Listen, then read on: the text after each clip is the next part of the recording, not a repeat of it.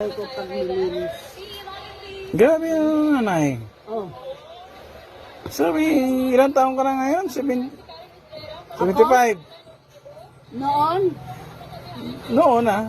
noon, kasi nung nag-aalak pa ako ng grade 1 pa, nanay, huwag ka na mag-ano.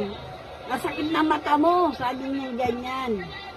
Naka-isang taong ka, ano ka ng 70, ano na, tumigil ka na, masama ang mata mo, pati ulo mo, masakit na yan.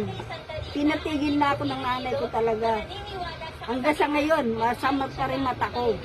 Oh, ayun ang nanay ko. Paglilinis sa'yo, paglalawa, araw-araw, bagat hapon, ako pa rin. Oh?